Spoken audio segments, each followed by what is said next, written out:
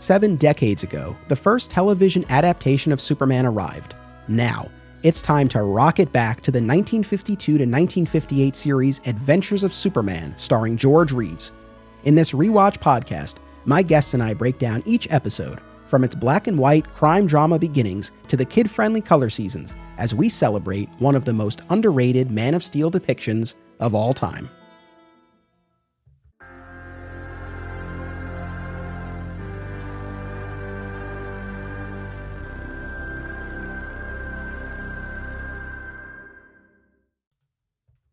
Welcome to another exciting episode in the Adventures of Superman. I'm your host, Anthony Desiato. Joining me to discuss Season 1, Episode 17, The Runaway Robot, is Fat Moose Comics' very own Gene Cahill. Welcome. Thank you. Thank you very much.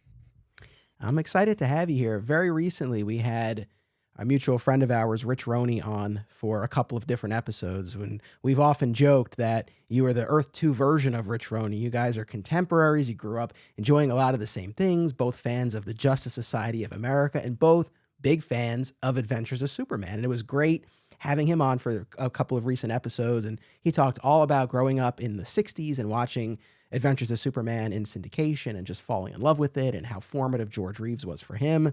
So I'm very curious to get your perspective on all of this and what it was like for you growing up. I mean, how and when and where did you first encounter this show? When I was a kid, I lived in northern Pennsylvania, right on the border of New York State, and the TV there was, mostly through an antenna and things like that. But I was born in '59, which was technology was at quite a different point, and we used to get from New York WPIX channel 11, and they would show the Adventures of Superman. So there were kind of three things in the '60s that were my formative superhero things: the Adventures of Superman, the Batman TV series, and those terrible, cheesy Marvel cartoons, the Marvel Superhero Show, where they, did Submariner, the Hulk, Captain America, Iron Man, and Thor in like little cartoons that looked like they had basically just cut panels out and were moving like the characters across the panels. But Adventures of Superman was, out of those, was probably the absolute biggest for me. It was, as a kid seeing that for the first time, it was like just mind blowing. And I instantly fell in love with the show. To this day, if you ask me who my favorite Superman is, I will always say George Reeves, because he was the first, and he was the person that embodied that whole Superman aura for me.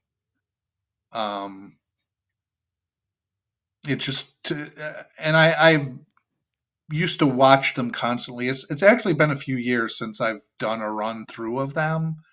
So it was nice because seeing the Runaway Robot, I watched it twice through today, and took a few notes and things about the guest stars and everything. So, but it just, I got that same feeling watching it now that I did when I was 5 years old. I mean, it's amazing. Now it's so wonderful to hear. And also that George Reeves remains, your Superman in your heart. And not that it's a George Reeves versus Christopher Reeve thing, right? We can all like both of them, love both of them and all of that. But I guess in part because I've been so entrenched in the George Reeves iteration and the show and everything, to hear something like that is really cool, because again, I know how formative the Christopher Reeve, Donnerverse version of the character was for so many people, like even people who grew up with Adventures of Superman. It's like once that movie came around, it really seemed to just cement for so many people. And I think it's just cool that the George Reeves iteration still stands at the top for you. I love Christopher Reeve, though. I have to say the first two, the Superman and Superman 2, are two fantastic films, and I love those movies. I don't think you'll ever see a better origin of Superman than the first Superman film. That movie to me is just like iconic.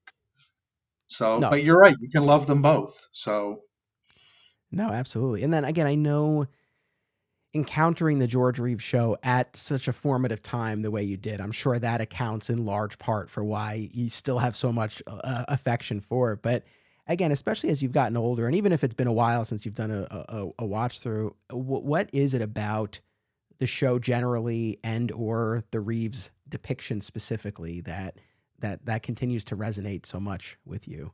Because it's, again, as we've been talking about on the show, it's not as if it's so divorced from the rest of the Superman mythology, but it has, it really kind of carves its own path, especially in this first season, these very gritty, crime drama oriented episodes. But like, what is it about the show and about Reeves that still is a pull for you after all these decades? I don't, it's interesting. I think because his Superman is just, when I think of Superman, I think of like, they say, oh, Superman, he's the ultimate Boy Scout. He's, the George Reeves Superman to me just, I love he's no nonsense. I love that he comes into a situation and takes charge. I kind of like the idea that he doesn't spend a lot of time as Superman. Like he's mostly Clark Kent, crusading reporter, but when he needs to be Superman, he is. He goes in, does his Superman thing, and then leaves. I think it's a very interesting depiction in that way because they always say that Clark Kent is a real identity and Superman is like the super identity for Superman. He is really Clark Kent, but Superman is like the facade, unlike of course Batman, where it's the other way around almost, where it's like Batman is a real person and Bruce Wayne is the facade. But and I love his Clark Kent. I've never been a fan of like the sort of weenie, like mewling, like, oh, I can't do that, I'm gonna pass out Clark Kent. I like that he is like he's an established reporter. He he understands what he needs to do. He gets things done as Clark Kent, not just as Superman. I love his camaraderie with Inspector Henderson. I love his relationship with Jimmy, the whole mentoring thing. I mean, it's just there's so many things about the show that just I just like that sort of little mini universe of Superman, Anthony. It just and I have to say, and I hate to pick favorites because I actually got the opportunity to meet Noel Neal, who was lovely, but Phyllis Coates in that first season, she is like take charge, take no garbage, and she has the best scream ever. Yes, and we get to hear it in this episode, and Oh you're yes, we do. you're in good company. This really has become a theme this first season on this podcast here. I mean, every single guest who has expressed an opinion has been in favor of Phyllis Coates. As we enjoy both performances, but everyone really seems to gravitate towards Phyllis Coates. But no, I agree with everything you said. I think that's been one of the things.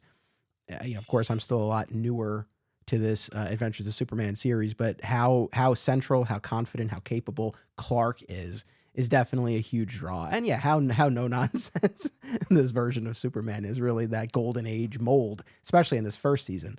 It Oh, has just been such a joy to, in this case, rewatch. It's been so much fun. I thought this was a very interesting episode because I looking at scanning through the list of episodes, I think this really was the first like real comic relief episode they did because everything else this season seems very gritty and very dark film noir crime stuff, and then you've got this episode with the crazy inventor and his robot, and it's like wow, this just really like is very different tone than most of the rest of the season. Okay, so perfect segue. So we're here to talk about the Runaway Robot, season one, episode 16, aired January 9th, 1953, written by Dick Hamilton, directed by Tommy Carr. My synopsis: a crime-fighting robot created by eccentric inventor and Daily Planet rural correspondent Horatio Hinkle falls into the hands of criminals, and it's up to the Daily Planet crew to find the robot and clear Horatio's name. So you've already started to address this, but let me toss it to you first. What I guess a two-part question. What are your overall impressions of this episode? And also, how did this compare to whatever memories you had of it? You know what? It kind of it to me it was just like embracing an old friend. It was great. I mean, it was a little silly. And Horatio Hinkle is definitely played for comedy, but it's got an amazing guest cast, I have to say. And you get to see you get to see Jimmy being naive. You get to see Perry White blustering. You get to see Henderson doing his whole officious thing. I mean, it's everybody gets to sort of do their. You get to see Lois scheming and getting into a mess because of her scheming, and then screaming to get out of her scheming. It's like everybody sort of has their little character moment, which is almost like their defining characteristic. So it's very interesting. That's a good point, and I also I could see especially why you would have that impression, not having rewatched a lot of these recently. So I don't disagree with that. I think I probably am a bit more on the critical side of this episode, but in large part, I think because I've been watching all of these and like really studying them and having these in-depth discussions about them, and we've covered some really strong episodes. And as far as my overall impressions, for the most part, I had fun with this episode. I think to your point, the guest cast far and away was my favorite part of this. I think they really made this episode sing. But for me, this fell a little flat.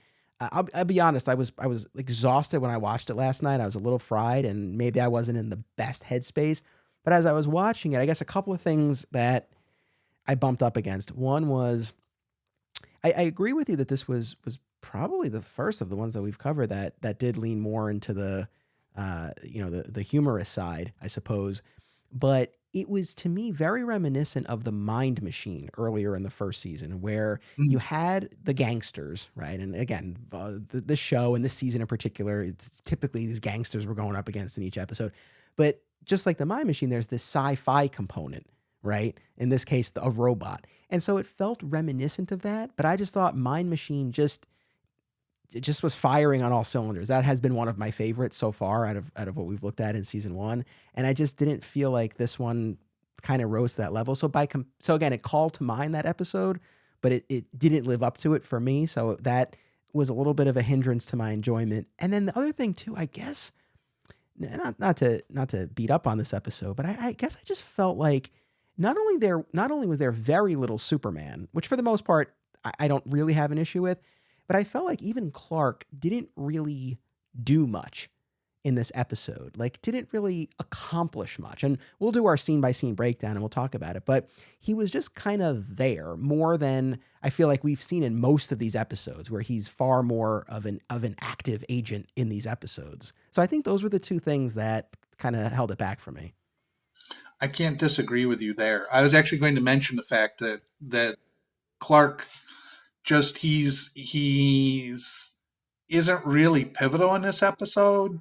I mean, the only major thing that happens is that he comes in at the very end and and resolves the issue. But everything prior to that, he has a very minor part in. He doesn't really do a whole heck of a lot. Most of the action is Jimmy and Lois. Yeah. Yeah. But, we'll unpack all of it. But as far as the guest cast, so it's funny. I'm watching this, and the head gangster Chopper. I'm watching him and looks familiar, but I can't quite place him. The voice, for whatever reason, I reference "It's a Wonderful Life" a lot. The voice reminded me, and I don't know if people will get what I'm saying or be like, what is he talking about?" But it reminded me of Nick the bartender from "It's a Wonderful Life." Just the sound and just like the cadence, it just kind of the patter of his voice, it just reminded me of that. Obviously, I knew it wasn't that actor, but it was really bothering me. Like, who is this guy? And then of course I looked him up on IMDb as soon as I was done, and Russell Johnson, the professor Yep. from Gilligan's Island. Yep. He was very well known as a character actor back in the 50s. So starred in a couple major sci-fi movies, This Island Earth and It Came from Outer Space. Did a lot of other stuff before the Professor. But yeah, it was very interesting to hear him doing that. And I do agree. He did sort of have that like Nick from It's a Wonderful Life, like gangster sort of, you know, Sheldon Leonard who played Nick, and that sort of cliche gangster accent. Yeah, well, all right. So thank you. I wasn't crazy then, but uh, did you grow up watching Not It's a Wonderful Life? Well, that too, but specifically Gilligan's Island. Oh yeah, that was reruns after school every every afternoon. No, I have to save it for myself on TV Land or Nick at Night or wherever I caught it. I don't know that I ever. It was only a few seasons. It's funny if I tally them all up, I probably ended up seeing a substantial portion of the show. It's not. It's funny. I have. We talk about like classic TV. I've referenced many times my love for The Honeymooners, and I watch that every New Year's, and that's always very near and dear to me.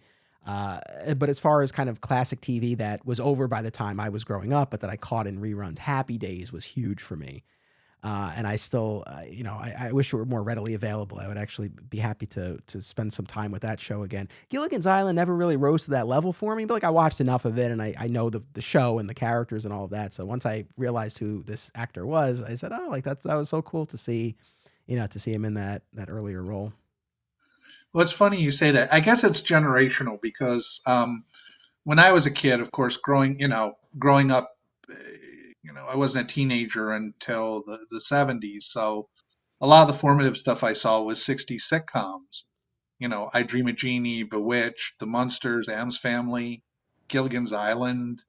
All that stuff was sort of like sewn into my TV DNA. So F Troop, all that stuff was, and then there are so many actors that did guest starring roles across multiple series. As you look on, I looked up the guest cast on IMDb, and you see there's like, okay, they were in Bonanza, and they were in I Dream of Jeannie, and they were in The Man from U.N.C.L.E., and they were in like all these actors were like jobbing actors that did a lot of different TV series.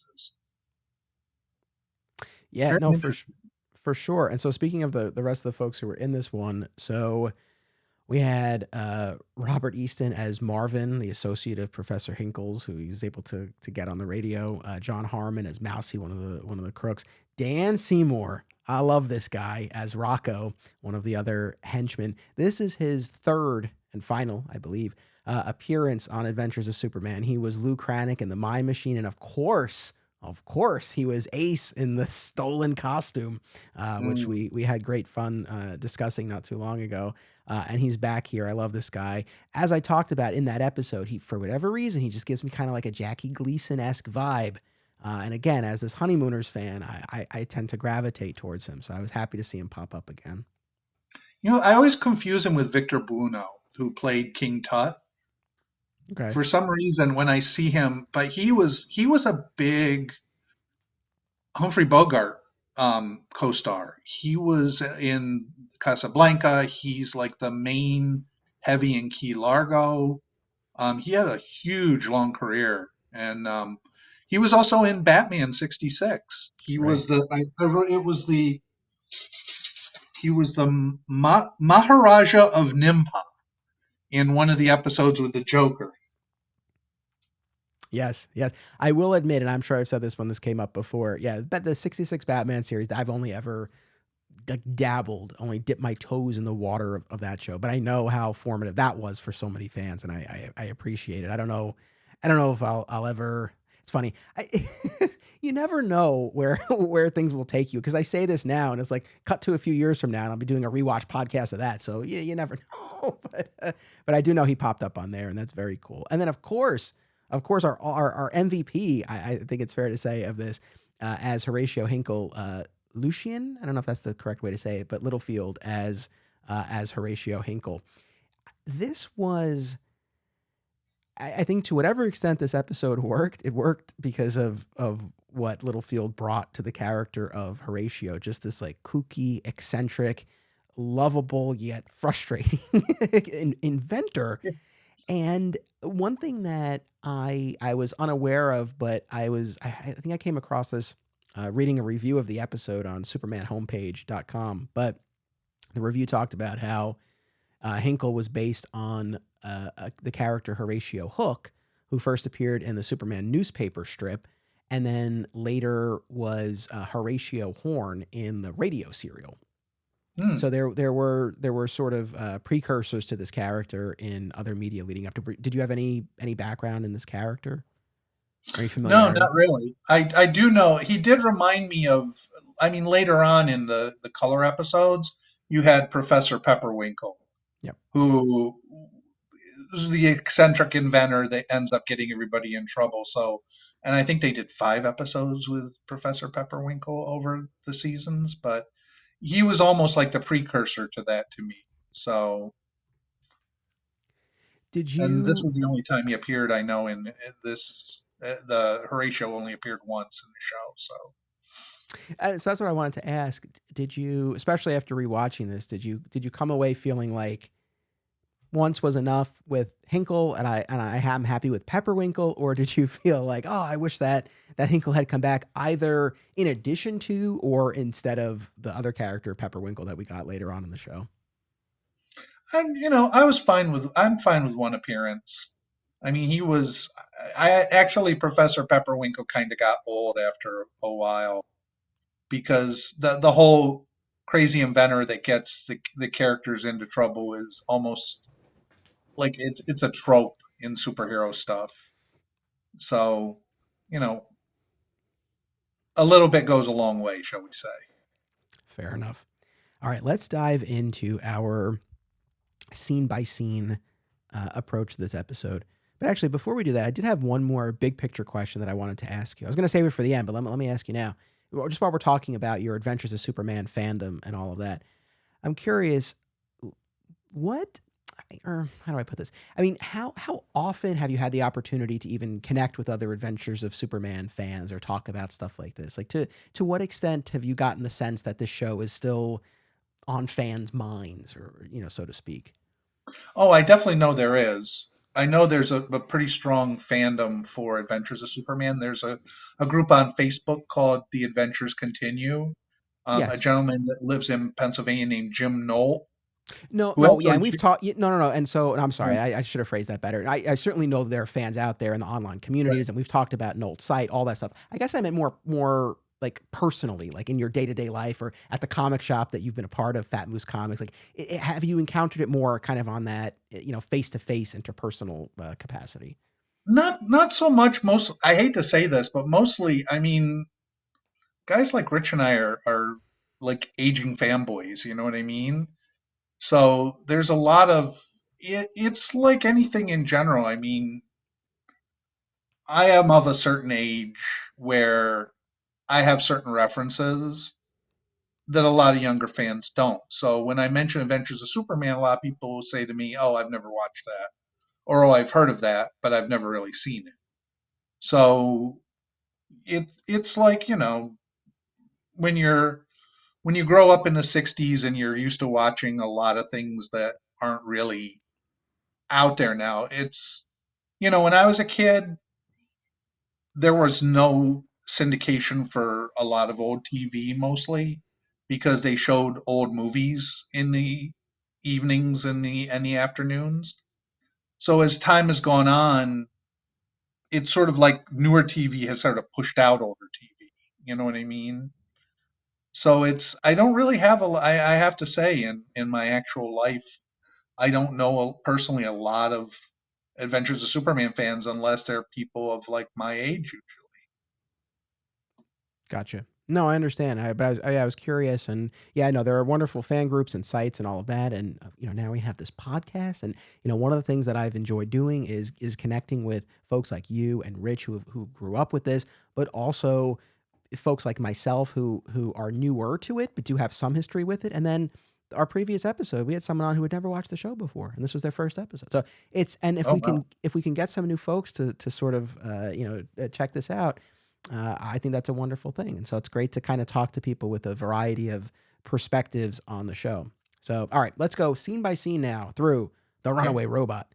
So we open on this jewelry store with a robbery in progress, with Rocco and Mousy stuffing, the jewels into the bag. The jeweler's tied up and all of that, and then they're interrupted and stopped by this robot, and bullets bounce off of him and all of this. What were your impressions of this robot? And I guess for anyone who maybe has never seen this episode, or maybe it's been so long and they don't know, they can't conjure the image in their mind, how would you describe this robot? A very stereotypical 1950s sci-fi robot. I mean, it basically like it's a guy in a big oversized like welded suit, like just like clunking around. You know, it's funny because you watch like old movie serials and TV from that era, and the robots always look the same. They always look like, somebody in like a big welded together suit. Right. Yeah. I think the thing that came to mind for me was this looked like a lower budget, clunkier version of like the Tin Man outfit from The Wizard of Oz. Like it had, like that's I guess what came to mind for me. But yeah, that's the robot, who will be the robot, the titular robot of this episode here. And so the criminals run off, and then the robot is about to stomp the jeweler. He's got his foot on Russian skull. yeah. And so that's Horatio emerges. We'll come to learn he's Horatio, but we see him operating the robot and trying to get the robot to stand down, and ultimately has to resort to sort of like a manual override.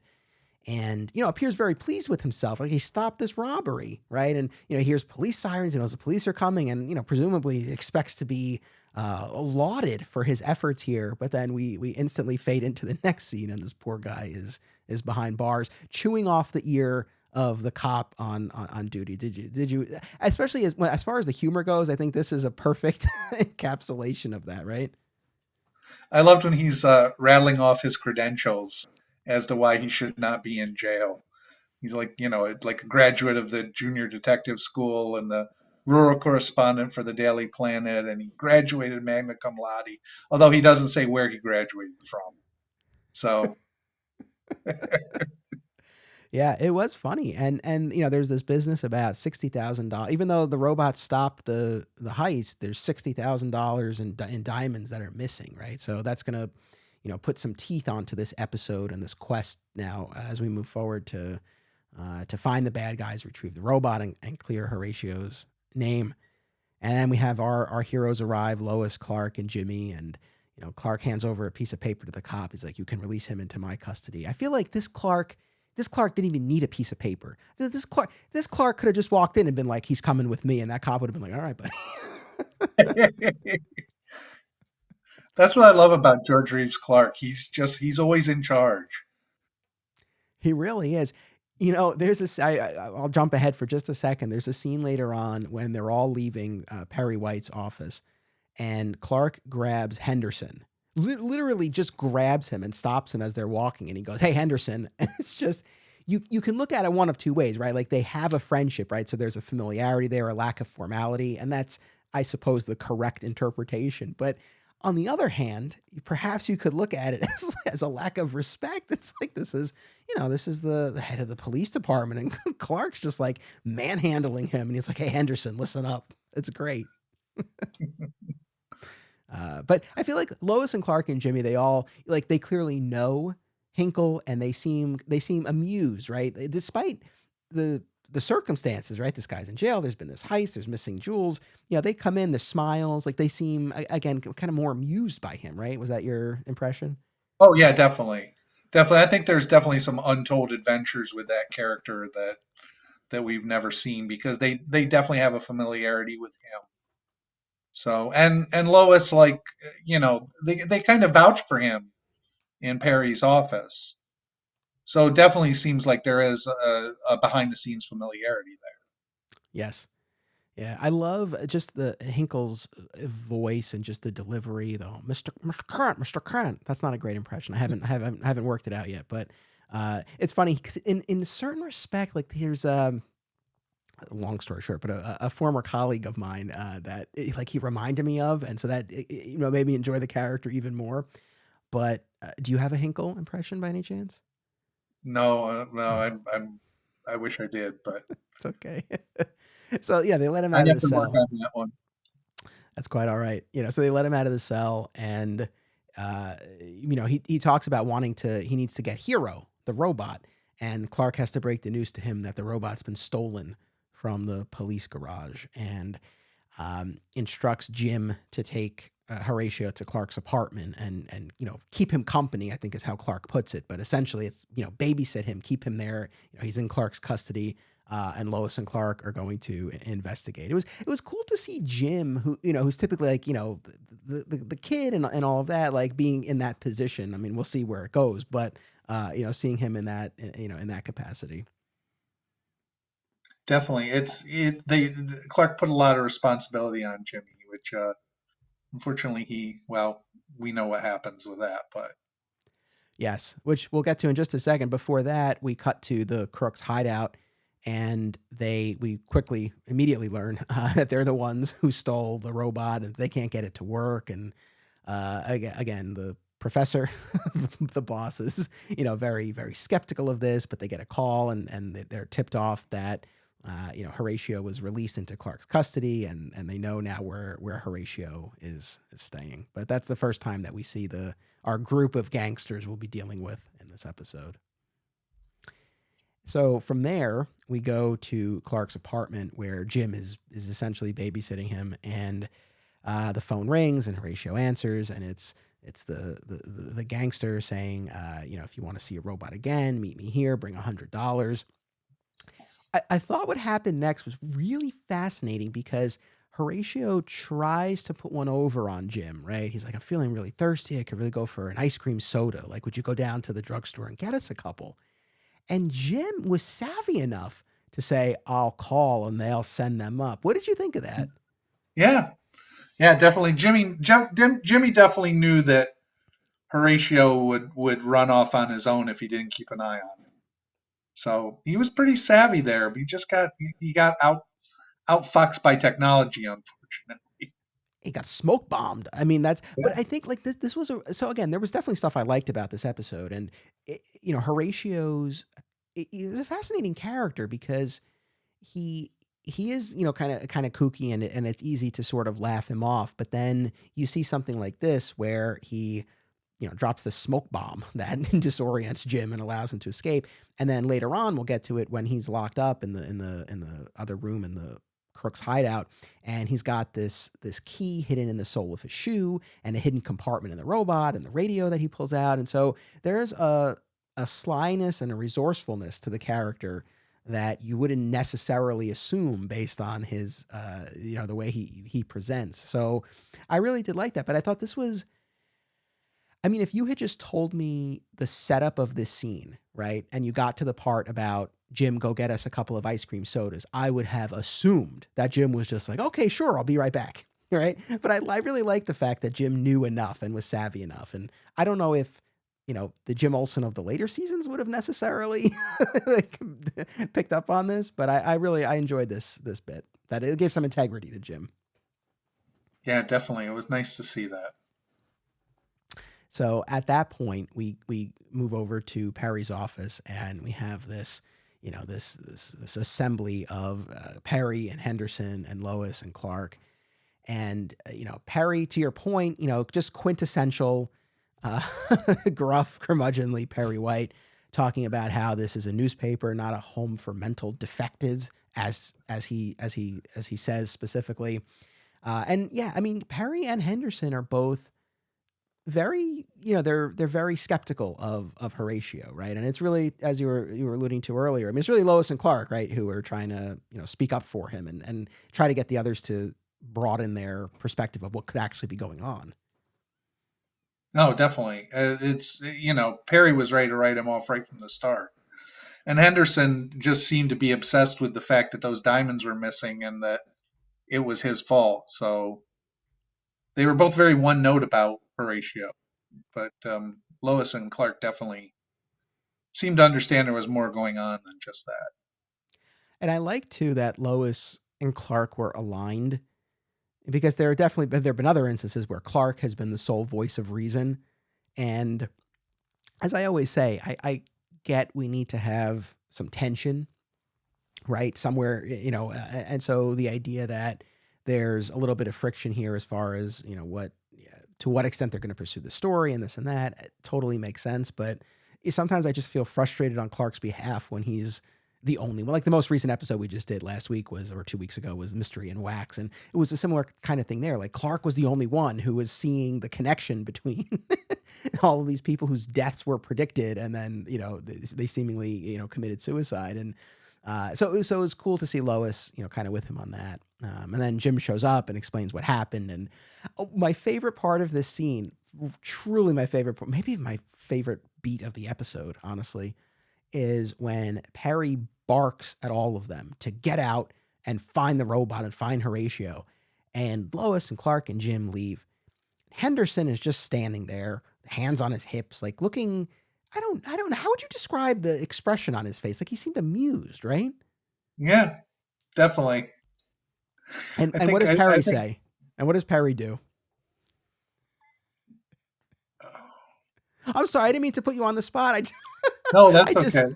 I just wanted to give you, because it's, I wanted to give you the setup, and then you take it from there. But no, Perry looks at him and then he goes, "Well," and Henderson's like, "Oh, okay," like, and he goes off too. I just love the idea that Perry White is bossing around Inspector Henderson. It just feels perfectly in keeping with this version of Perry and everything. I loved it. I think Perry mows all through the series. Perry mows everybody down. He is just. I don't think anybody wants to mess with Perry when he gets his mindset to something. So As I bring up John Hamilton was definitely perfect for that role. No, absolutely. And as I say all the time, we'll get there at the end of the season, but the Crime Wave episode establishes that Perry had been the mayor of Metropolis. And I always have that in my mind. I don't think it would have changed things at all. I think this version of Perry, this performance by John Hamilton, I think we would have gotten all of these same beats anyway. But it's just like, it just makes even more sense to me, knowing like, oh, he used to be the guy running the city. So I was like, of course he's gonna boss Henderson around. That's great. And then from there, we go to that scene that we had already talked about where they're outside Perry's office. Side note, you don't typically see, at least in this first season, this set or this part of the set outside Perry's office. It's not fully like we see his receptionist. It's not really the full newsroom or anything like that, which we see almost very very little of anyway. But it was just cool to see a different a different angle here. I like that. Yeah, definitely. It's usually, I mean, I'm so used to just thinking about, there's usually Clark's little office, and then you see Perry's Perry's office from the side, like the initial setup. But you don't often see outside Perry's office that hallway area like that.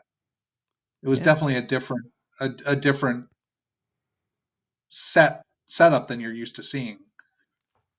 Of It, course, with the budget they had, they couldn't do a lot, unfortunately, with certain setups and things, but it was nice to see something different. no, I agree totally. I agree with you. Totally get why we didn't see more of that, but it was nice when you had moments like that. So Clark's going to go down to headquarters to watch as the jeweler, right, who had almost gotten stomped, looks through mug shots, and Lois is going to go to Clark's apartment and see if Horatio comes back. And from there, we catch up with Horatio at the hideout of the crooks, and they're threatening him and trying to get him to use the robot to, burn a hole into the vault, right, and steal money. And he really sticks to his guns and all of that, and they shove him and the robot in a side room or closet, and that's where we have that moment that I talked about before, where you see him slide over the sole of a shoe, and the key comes out, and then there's the hidden compartment. What did you think of this whole bit? I thought it was very interesting actually because it was a bit elaborate. You know what I mean? Like like you say, he pulled, he lifted his foot, slid his heel to the side, pulled the key out, then like use the key to open the back of the robot and pull out the communicator. So it seemed almost, it was interesting because it seemed like he'd almost planned that something was going to go wrong at some point. No, totally. I think that's the way to look at this, where there's a lot of forethought that went into this between the radio and the key. He was really planning for all eventualities. It makes you more curious. I'm always fascinated by what we don't see in the episode, right? The lead up to it, or what's going on between the scenes and things like that, because it's like, and I don't know, maybe I will at some point delve into the newspaper strips or the more of the radio show with the other versions of Horatio, because yeah, I'd be kind of curious, because there was, yeah, like he was really planning for a situation just like this.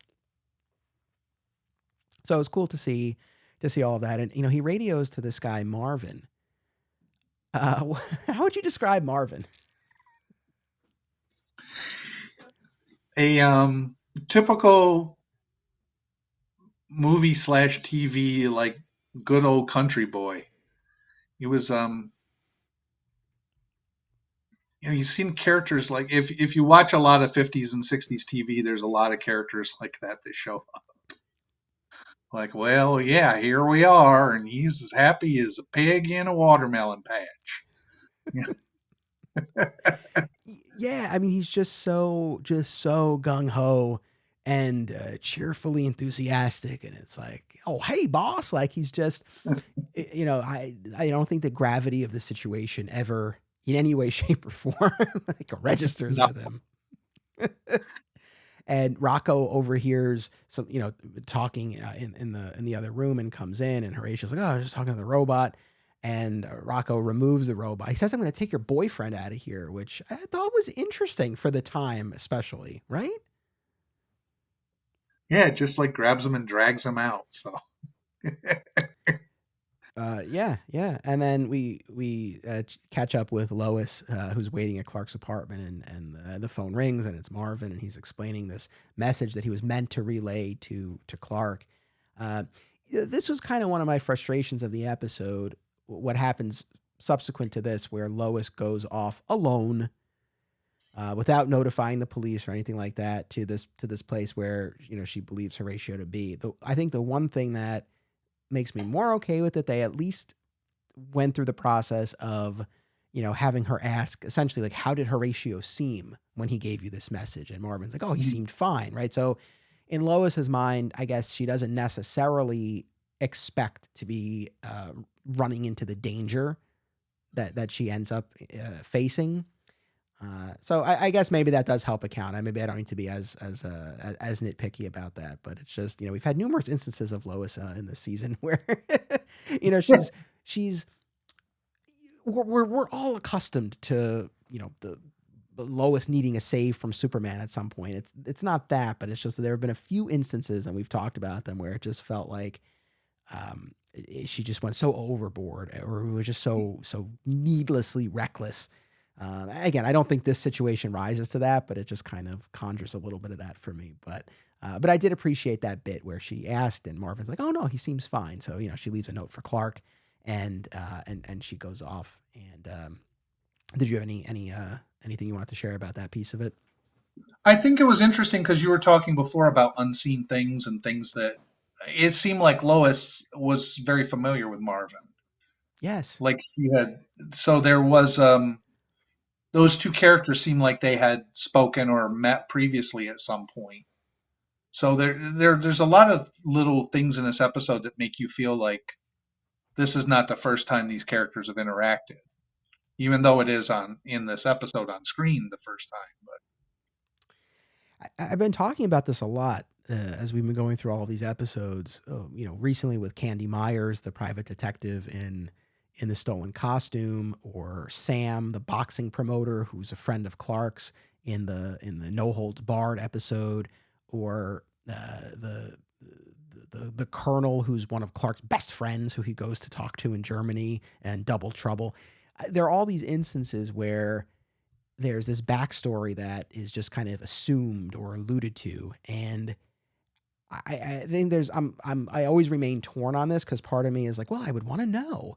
And then there's a part of me that recognizes, well, this immediately followed the radio show. And, maybe the assumption was like, okay, people know the show and they know the characters. And especially when you're dealing with characters who are on the radio show, it was just kind of assumed like, okay, that's your backstory. But even putting that aside, there is something to me that I've come to find is somewhat appealing in not having the backstory spelled out, but just knowing that it's there. And I feel like I don't know, it just makes it feel like even a little bit more of a living, breathing world of Metropolis, right? Like they're just populated by all of these people and they have histories with them. And we don't always get the details. In fact, most often we don't, but it's just part of it, you know? Yeah, definitely. Definitely. It definitely seems there's a lot of episodes where it seems like there is a backstory between characters we're not aware of. That there is a whole sort of network of people that Clark and Superman interact with that we're just getting a little glimpse of. Absolutely, absolutely. So of course Lois makes her way over to the Crook's hideout, and this is the scene where we get the Lois scream and the Phyllis Coates scream specifically, and again Horatio's been holding his ground, but once they threaten Lois, and this is season one where they grab her and they tell her to shut up, and Rocco's got the hammer and he's like, "I'll work over her face." It definitely you understand why Horatio relents, right? That's a little that actually when he pulls that hammer back and goes ready to hit her, that's a little disturbing actually. Like it's like looks like he was like ready to he would have the character would have gone for it. So it's like oof. Yeah, no, I agree. I think that scene had some teeth. It really felt like okay, like I get why Horatio goes along with it to protect Lois. And again, another good scene that just shows more about the character of Horatio. Superman, meanwhile, has been flying around, presumably trying to to find Lois, to find Horatio, and he goes back to his apartment, and then we see that Jimmy's been banging on. And at first, I wasn't sure. I was like, was it Clark's the apartment door or the bedroom door? But it's his bedroom door that Jim's been banging on. And Clark finally comes out, and Jim's like, "You must sleep like a log. I've been knocking on your door."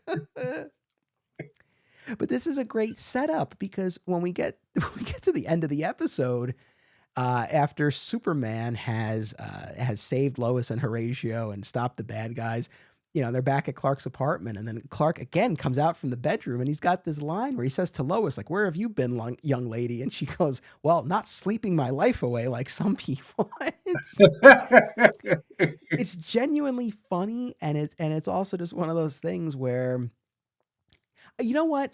This is another thing we've been talking about on the show where, there are a lot of these comments, especially from Lois, but sometimes even from Perry or other characters about, Clark being cowardly or ineffectual. And sometimes I have an issue with that because, like we always talk about, this Clark is not that, right? He's always so confident.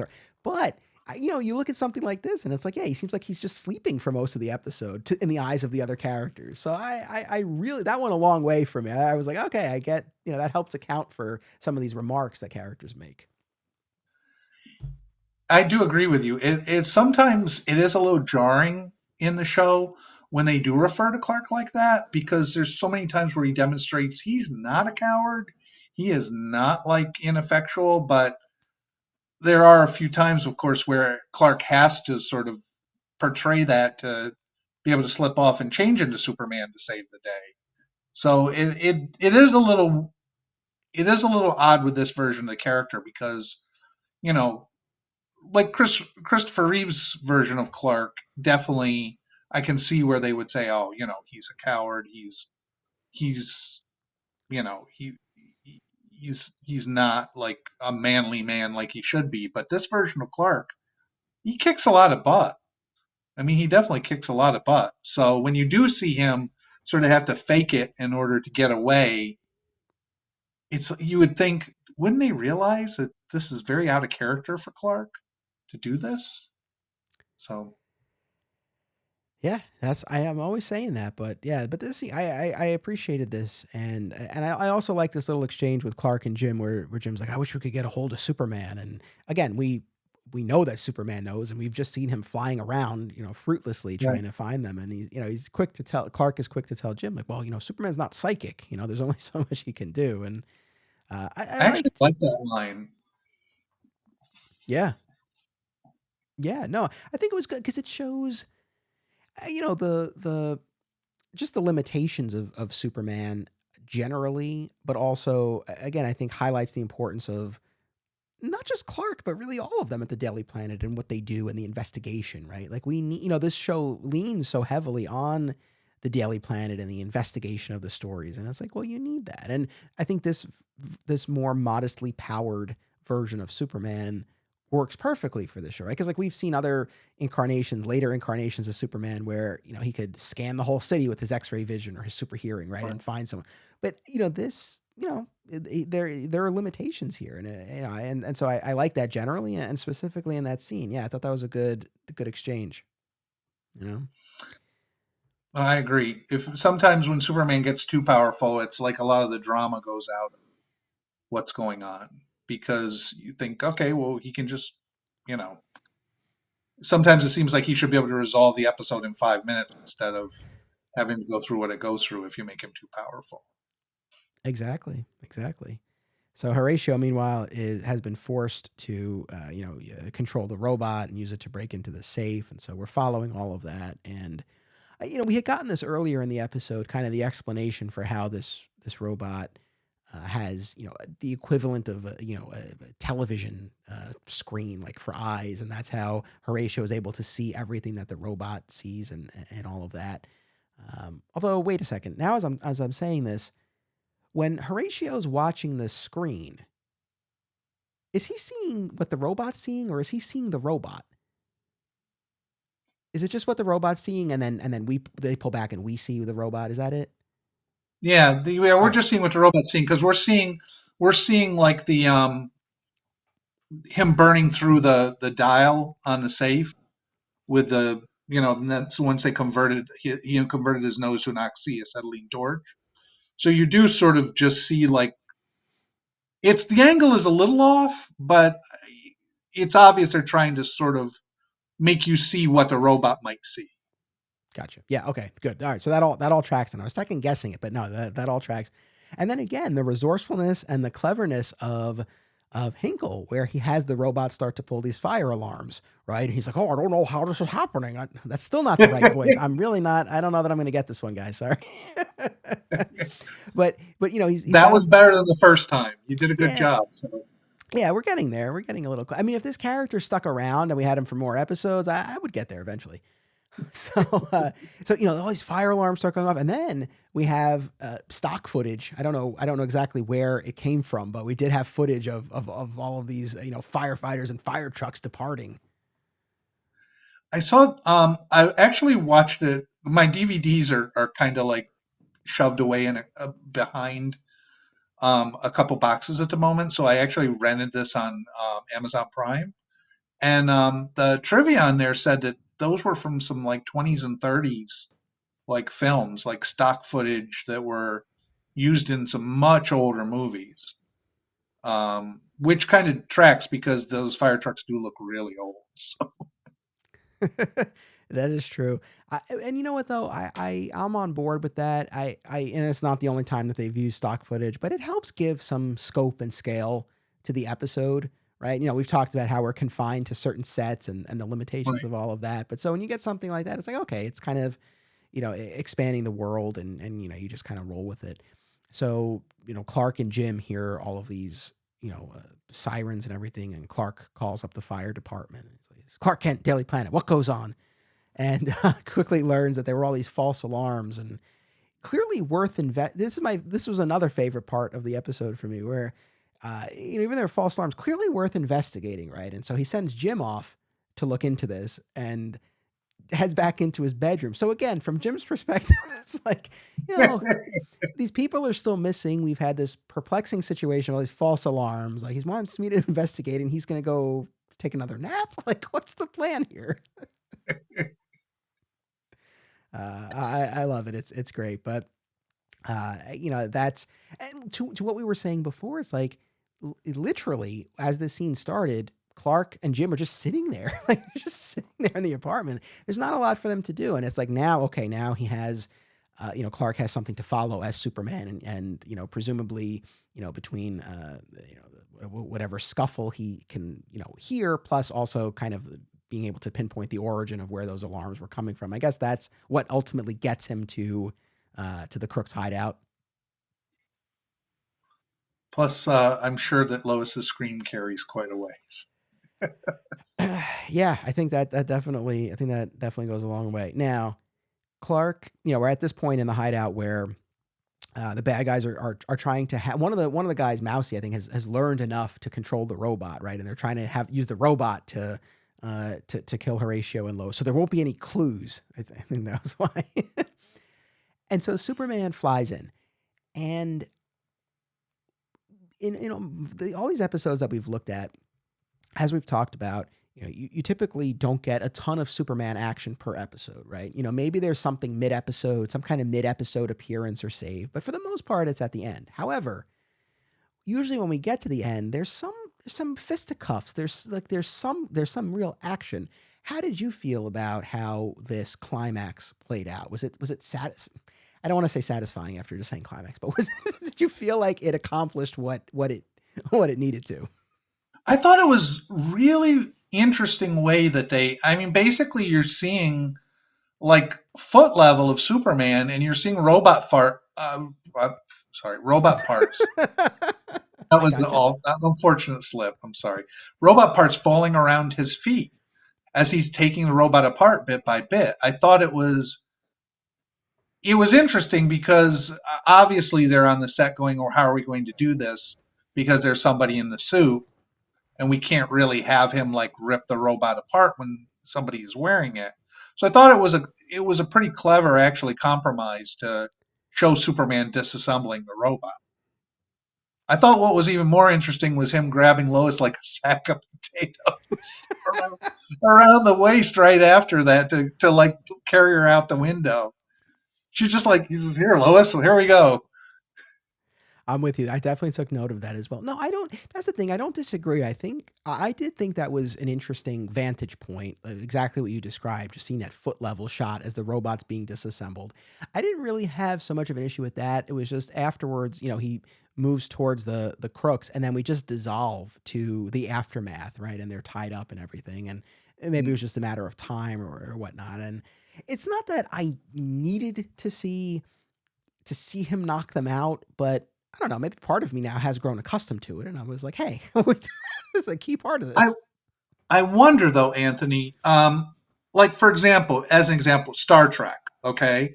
They would film a lot of stuff on alien worlds and things and use a lot of their budget. And then they would do what was called a bottle episode where it all took place on the ship, on the standing sets, and they could save money.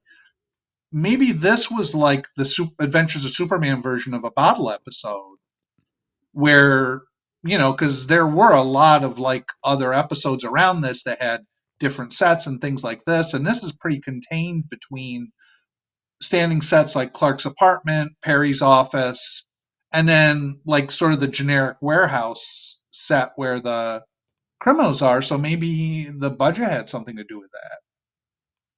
Yeah, no, sure. I could totally see that. And again, it's fine. You know what I think it is? I feel like in this instance, it's just because there was so little for Clark and Superman to do otherwise, that kind of how quickly that fight wrapped up. I think that just sort of compounded whatever frustration I was feeling. Like I feel like if Clark had solved something earlier in the episode, something like that, it wouldn't have bugged me as much. And again, it didn't ruin the episode for him. It was just kind of surprising. It was just like, okay, we're out here, and then we have our Oh wrap up yeah, scene. I have to agree with you. Yeah, it was a very quick wrap up. Yeah, and then so we go to Clark's apartment, and Horatio and Lois and Jim are there, and Clark comes out of the bedroom. We have the whole bit about sleeping his life away, and then Henderson comes in, and still this guy, he's not a good investigator.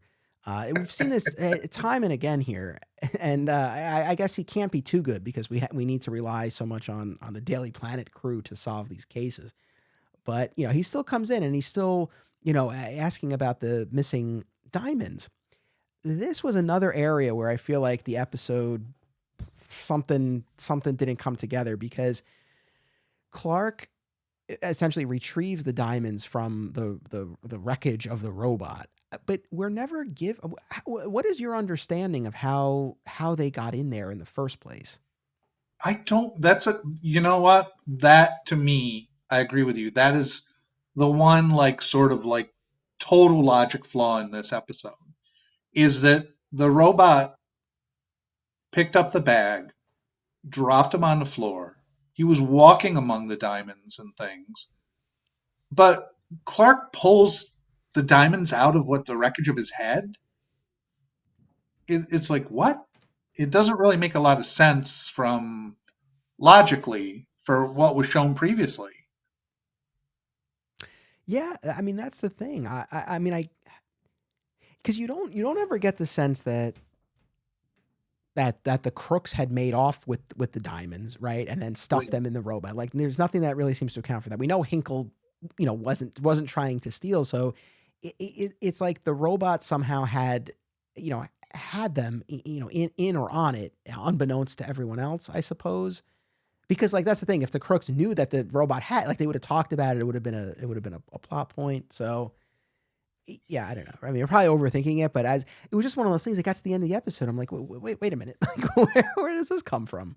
And even that review on Superman homepage asked the same question and kind of left it on the same note of, maybe I'm just missing something. Maybe we're just missing something, but I don't think we are.